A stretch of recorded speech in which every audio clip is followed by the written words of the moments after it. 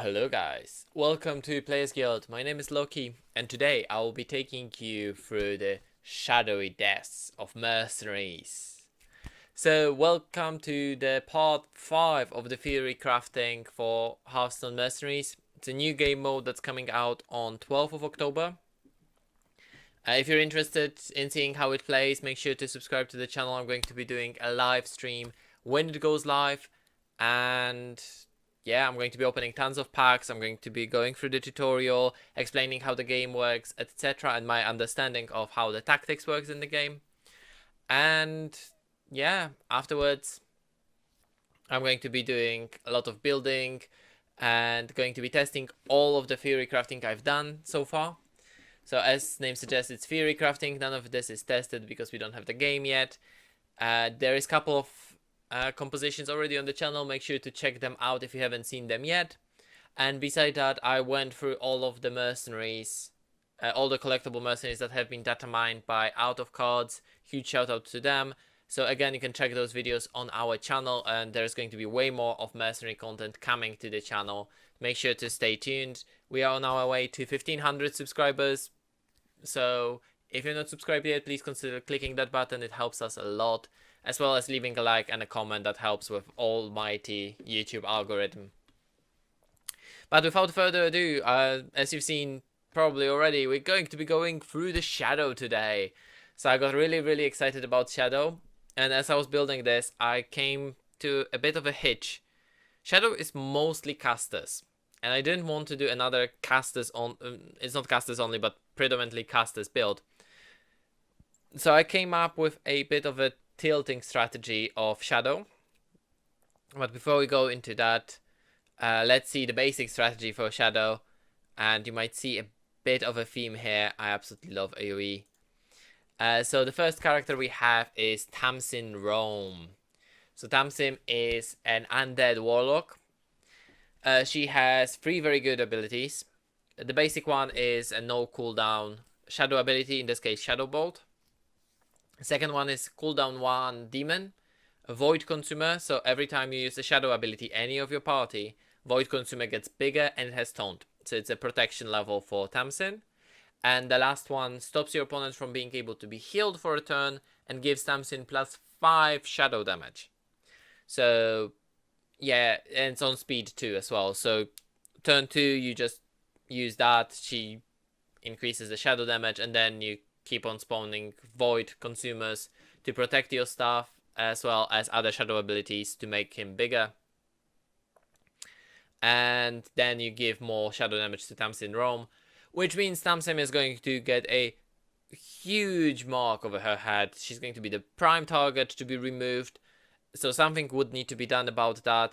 Of course, we're going to be talking about that later, but first we're talking about the first build, the front line. Whoop, that's the wrong button.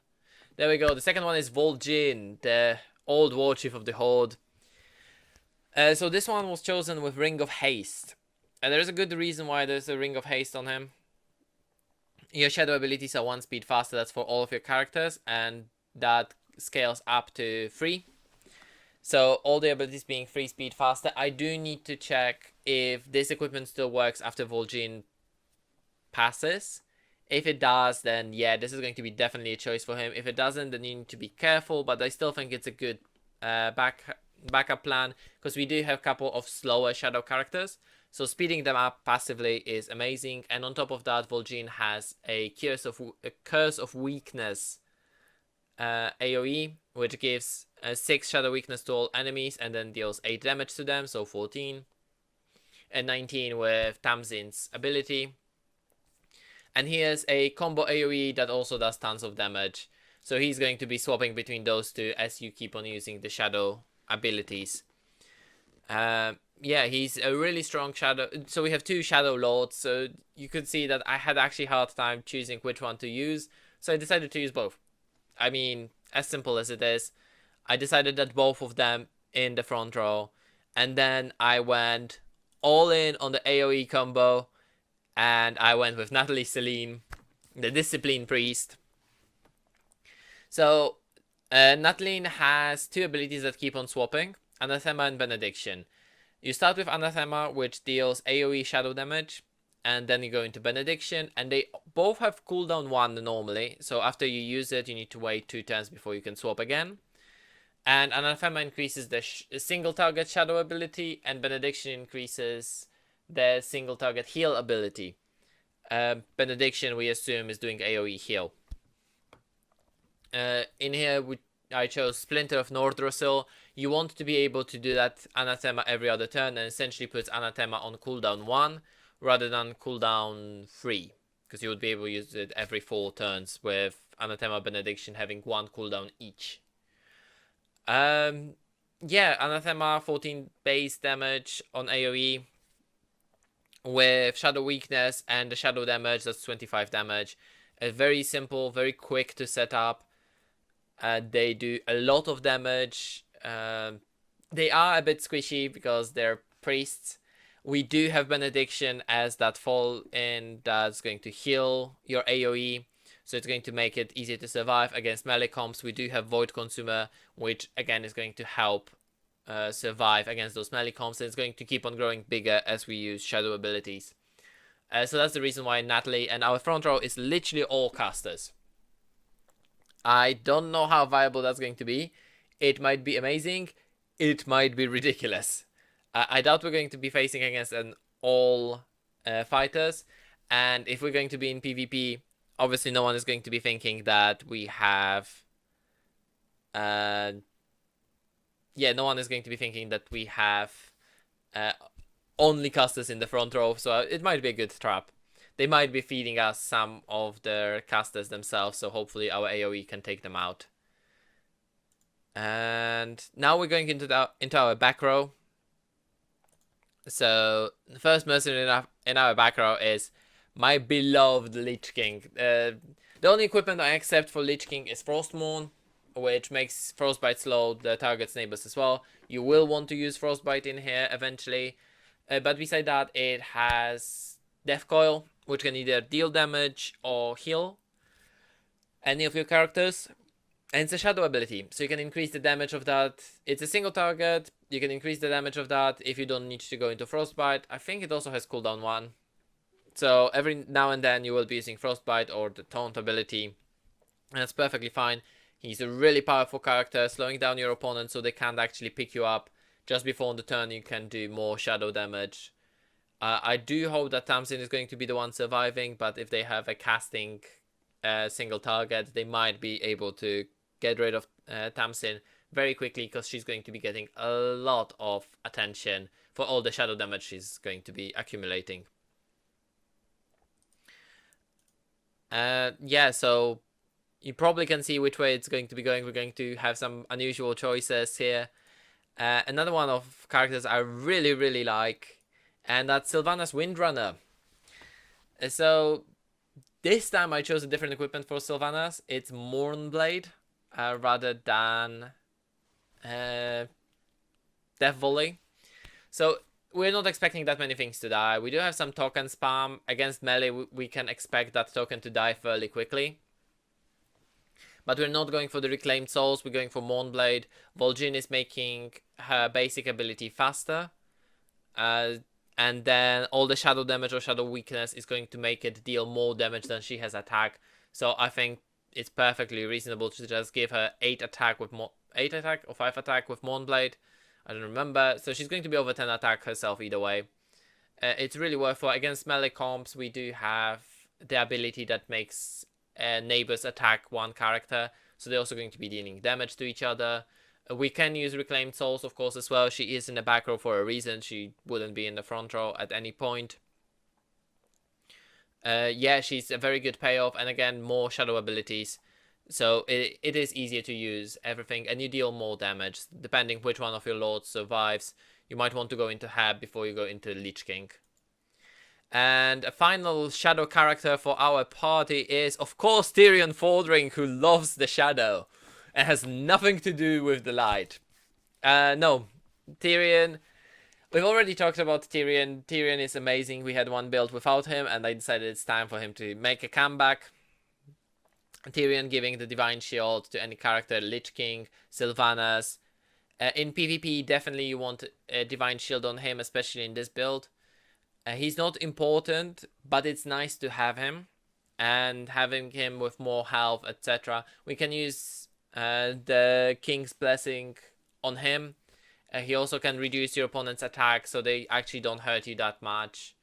Again, any one of those 3 characters would be good to bring. Of course, ideally you bring Tirion when you don't have Tamsin or Void Consumer anymore. Because as long as you have Void Consumer, you want to use as many Shadow abilities in a turn as possible to make sure that he grows nice and healthy. So yeah, this is the PvP version of the build. The PvE version is very similar. The change is literally one thing, which you've seen me do an awful lot of times. And I'm swapping Tirion into King's Helm because I don't think he needs the Divine Shield in PvE. I might be wrong in Heroics, but I think beside that, this is a very good build. And King's Helm, just so you can use Blessing of Kings on Arthur's or Sylvanas.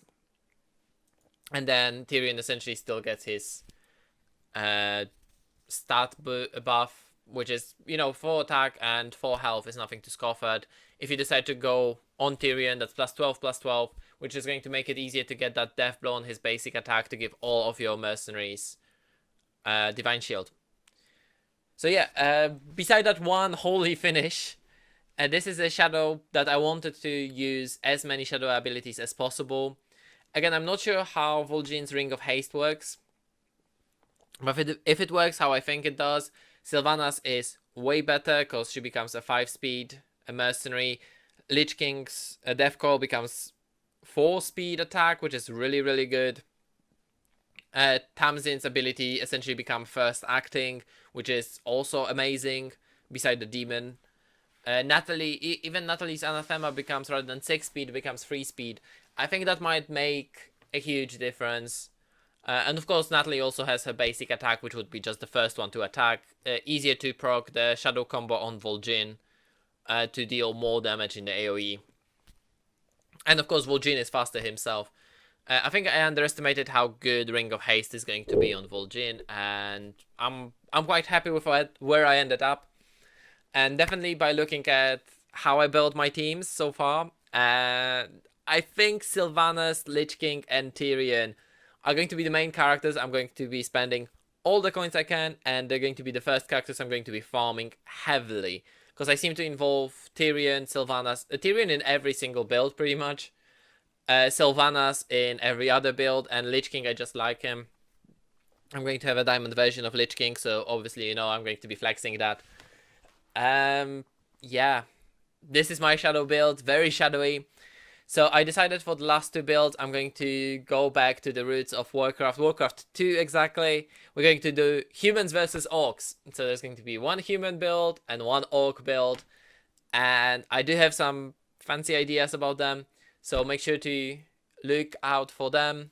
And they're going to be out tomorrow and after tomorrow. And after that, finally, we're going to be streaming Mercenaries. And I can't wait. God, I'm so excited. And I just can't hide it.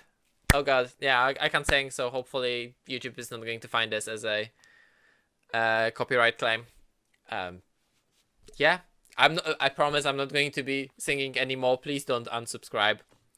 Thank you guys for watching. Let me know what you think about this shadow build. I think it's a bit out there. Definitely 3 casters on the front row is not what I would normally do, but I think it has some leg to stand on. So you will see me doing this both in PvP and PvE. Obviously, initial tutorial I'm going to be just doing with the initial characters to see how it goes. And after I'm done with the tutorial, open all the packs, and then we'll start brewing for our first PvE challenges. I don't think I'm going to be doing PvP on Tuesday. I will be doing PvP on Wednesday, so I'm going to be streaming the Tuesday evening. Well, for us it's evening, 6 p.m. British summertime. Make sure to click the bell for the notification when the event goes live on YouTube, because I will be streaming here on YouTube. And then Wednesday I'm going to be doing 2 additional streams for more gameplay. There's going to be more PvE. I'll try to go as far as I can and do some heroics, hopefully. And then the second stream is going to be purely PvP. I'll see how many builds I can get, and if I can get any characters to level 30 to actually get the PvP going on the max level. We'll see how it goes. Thank you guys for watching, and I'll see you again tomorrow for humans versus orcs. I don't know which one is going to be first, but one of them is going to be first tomorrow. See you guys, and have a good day.